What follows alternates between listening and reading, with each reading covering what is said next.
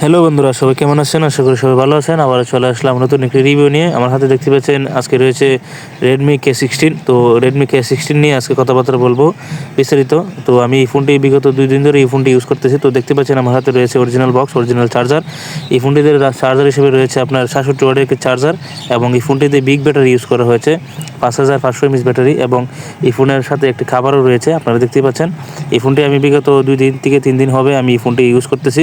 তো 2-3 দিন ইউজ করার পর এই ফোনটি কী বুঝলাম সেটাই আমি আজকে তুলে ধরার চেষ্টা করব। আপনারা দেখতেই পাচ্ছেন যে ফিঙ্গারপ্রিন্টটি কত ফাস্ট কাজ করতেছে, ঠিক আছে?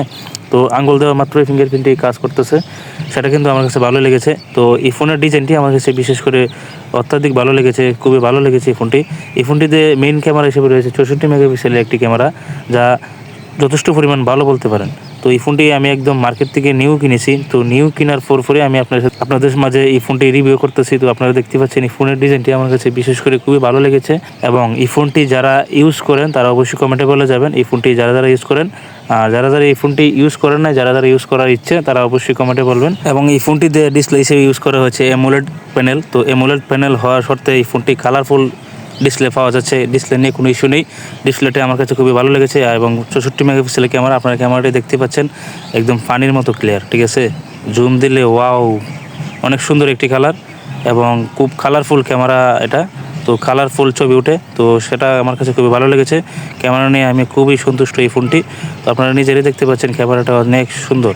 যারা ব্লগ ভিডিও বানাতে ভালোবাসেন, যারা টিকটক করতে ভালোবাসেন, তারা অবশ্যই এই ক্যামেরাটি চয়েস করতে পারেন। আশা করি আপনাদের কাছে অনেক ভালো লাগবে। এবং এই ফোনটিতে ক্যামেরার জন্য আমি একদম সেরা ফোন বলতে পারি।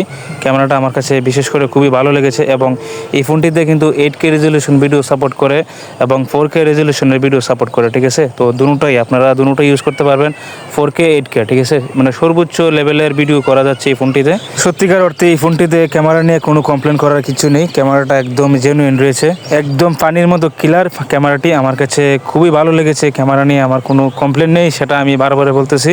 তো আমার কাছে বিশেষ করে ভালো লেগেছে। কার কাছে কেমন লাগে আমি সঠিক জানি না, ব্যক্তিগতভাবে আমার কাছে ভালো লেগেছে। এবং এই ফোনের ডিসপ্লে রেজলিউশন খুবই সুন্দর, এটা একবারে তুলনাহীন। এবং এই ফোনটিতে ইউজ করা হয়েছে কিন্তু ভালো একটি প্রসেসর, ঠিক আছে? যারা গেমিং করেন তাদের জন্য এটি বেস্ট একটা ফোন হতে পারে। এই ফোনটিতে র্যাম হিসেবে রয়েছে 16 GB র্যাম এবং 256 GB রোম, এবং এই ফোনে রয়েছে পাওয়ারফুল একটি প্রসেসর। এই পাওয়ারফুল প্রসেসরটি হওয়ার কারণে এই ফোনটি খুবই ভালো চলতেছিল। এই প্রসেসরটি হচ্ছে আপনার স্ন্যাপড্রাগনের একটি প্রসেসর, স্ন্যাপড্রাগন 8+ Gen 1 এই প্রসেসরটি ইউজ করা হয়েছে। তো খুবই ভালো একটি প্রসেসর, যে গেমিংয়ের জন্য আমার কাছে খুবই ভালো লেগেছে, এবং র্যামের দিক দিয়ে এই ফোনটি এগিয়ে আছে। তো সব মিলিয়ে আমার কাছে মোটামুটি এই ফোনটি আমার কাছে ভালো লেগেছে। কার কাছে কেমন লাগে অবশ্যই কমেন্টে বলবেন। যারা এই ফোনটি ইউজ করেন, যারা এই ফোনটি ইউজ করে বুঝতে পারছেন কেমন, তারা অবশ্যই কমেন্টে বলবেন। এবং এই ফোনটিতে রয়েছে রিফ্রেশ রেট আমার কাছে খুবই প্রয়োজনীয় একটি অপশন মনে হয়। তো রিফ্রেশ রেট না থাকলে আমার কাছে ফোন ব্যবহার করে ভালো লাগে না। সো এই ফোনে রয়েছে আপনার 60/120 রিফ্রেশ রেট। সেটা রিফ্রেশ রেট দিয়ে যখন আমি ফোনটা ইউজ করছিলাম খুবই ভালো লাগে। এবং এটাতে রয়েছে ডবল স্পিকার, ঠিক আছে?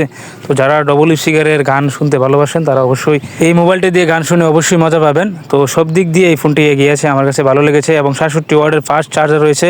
এটাতে ব্যাটারি হিসেবে রয়েছে 5500 mAh একটি ব্যাটারি, যা বিগ ব্যাটারি বলতে পারেন। তো গেমিংয়ের জন্য এটা সব দিকে এগিয়ে আছে, আমি মনে করি চার্জারের দিক দিয়েও এগিয়ে আছে। তো এই ফোনের সাথে রয়েছে 66 ওয়াটের চার্জার। 66 ওয়াটের চার্জার দিয়ে আমি যখন 100% চার্জ করেছিলাম এই ফোনটি, তো 40 থেকে 50 মিনিটের মতো সময় লেগেছিল। তো সেটাও আমার কাছে মোটামুটি ভালোই মনে হয়েছে, কিন্তু সময়টা একটু কম হলে আরও ভালো হতো। 120 ওয়াটের চার্জার হলে এটার সাথে বেস্ট একটি ডিল হতে পারতো এই ফোনটি। তো এই ছিল আজকের ভিডিও। তো সবার কাছে কেমন লাগলো অবশ্যই কমেন্টে বলবেন। আর যে কোনো জায়গা থেকে ফোন কিনুন না কেন, ফোনের অবশ্যই ডকুমেন্ট নিয়ে ফোন কিনবেন। অবশ্যই ফোনের সাথে বক্স, চার্জার, মেমো দেখে ফোন কিনবেন। তো এই ছিল আজকের ভিডিও। তো সবাই ভালো থাকুন, সুস্থ থাকুন। আমাদের চ্যানেলটি সাবস্ক্রাইব করবেন এবং পাশে থাকা বেল আইকনটি বাজিয়ে দিবেন, যেন নতুন নতুন ভিডিও পেয়ে যান সবার আগেই।